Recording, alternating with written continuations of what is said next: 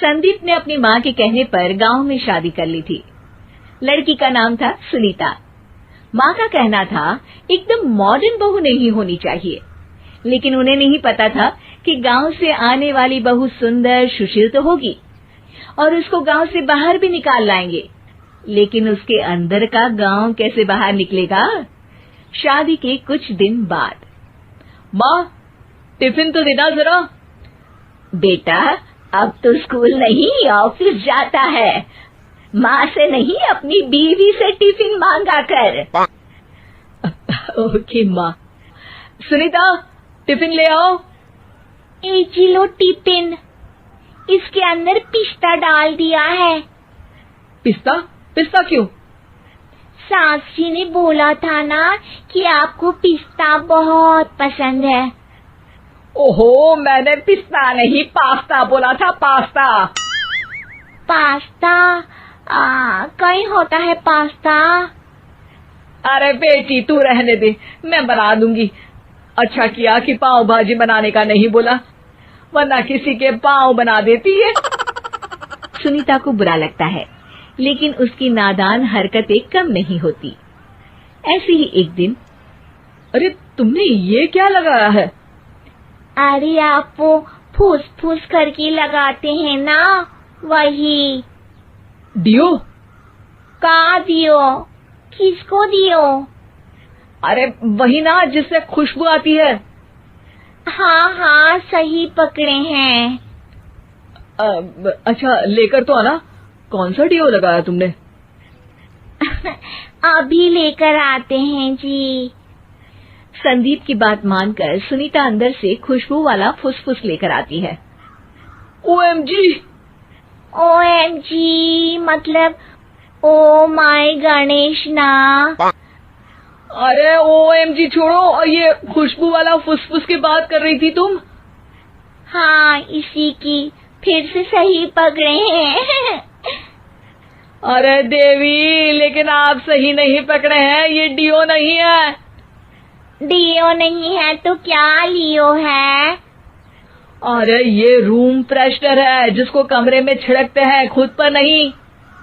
कोई बात नहीं, माँ कहती थी आत्मा किराएदार है, शरीर एक किराए का कर्म। हम शरीर पे ये डाल लिए तो क्या फर्क पड़ जाएगा। अरे बहू, ओ बहू, मेरे लिए फल तो ले आ, फिर मैं बाजार जाऊंगी। सुनीता अपनी सास के लिए फल लेकर आती है। अरे बेटा, पपीता, तरबूज और सेब फल ऐसे कैसे खा लूं? काट कर तो ले आ। माँ जी, मेरे गांव में तो खेत से उठा के सीधा खा लेते हैं। अरे ये तेरा गांव नहीं है ना। अरे संदीप, तू ही कुछ समझा देना इसको बेटा। मैं कैसे समझाऊं माँ, ये तो माइक्रोवेव को भी भट्टी बोलती है। कल मैंने बोला हाय कैसी हो, तो बोलती है किसी को हाय नहीं लगानी चाहिए। अरे सुनीता, तेरा क्या होगा? अभी तो कैसे बताऊं माँ जी, अभी हम कुछ करेंगे फिर पता चलेगा क्या होगा, लड़का या लड़की। हे भगवान, कहाँ से आ गई है? रामपुर से जी, आप ही तो लेकर आए थे मुझे। अरे मुझे माफ कर दो। पहले कोई गलती तो करिए जी, आपकी तो सारी गलती माफ कर देंगे हम। हाँ अरे बहू, मेरी बात सुन। फल यानी कि फ्रूट जब भी लाए ना तो काट कर लाना, ठीक है? जी ठीक है माँ जी, फल यानी फ्रूट यानी काट के लाऊंगी। सुनीता रोज ही कोई ऐसी हरकत कर देती जिसकी वजह से उसे घर में दो बातें सुननी पड़ती। एक दिन, माँ, मेरे बॉस घर पर आने वाले हैं शाम को। उनका बर्थडे है, फैमिली साथ नहीं रहती उनके, तो यही पार्टी कर लेंगे। उनको अच्छा लगा तो शायद मेरा प्रमोशन भी हो जाएगा। मैं ना फ्रूट केक लाकर फ्रिज में रख दूंगी और तेरे साथ आज खाना मैं बनाऊंगी, ताकि जब साहब आए तो खाने में कोई गड़बड़ ना हो। शाम को जब सारी तैयारियां हो जाती है, संदीप के साथ बड़े साहब भी घर आते हैं। फ्रूट केक तो ले आना बहू, फिर खाना खाएंगे। अरे इस सब की क्या जरूरत थी, आपने बुलाया वही काफी है। सर, आपका परिवार शहर में नहीं है तो हम ही आपके परिवार जैसे हैं सर।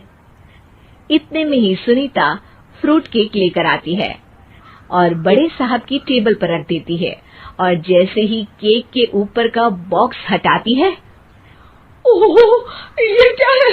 केक तो कटा हुआ है, मैं तो ऐसा नहीं लाई थी। आप मुझे शाबाशी दे सकती है माँ जी, मैंने ही केक काट दिया। आपने कहा था ना, फल यानी फ्रूट यानी हमेशा काट के लाना, तो फ्रूट केक भी तो फ्रूट ही है ना, तो मैंने पहले ही काट लिया। हूँ ना मैं समझदार। अरे बहू, ये क्या किया? केक हमेशा वही काटता है जिसका जन्मदिन होता है। तुझे एक बात भी समझ नहीं आती, एक नंबर की बेवकूफ है। पूरा माहौल बिगड़ चुका था। संदीप को लगने लगा था कि साहब उसे प्रमोशन तो दूर की बात है, कहीं डिमोशन ना दे दे, लेकिन साहब बीच में ही बोल पड़ते हैं।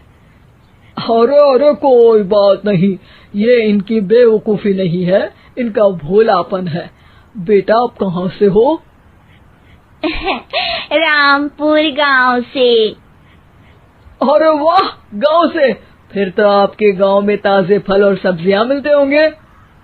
हाँ, सही पकड़े हैं। हम तो काटते भी नहीं, सीधा खा लेते हैं।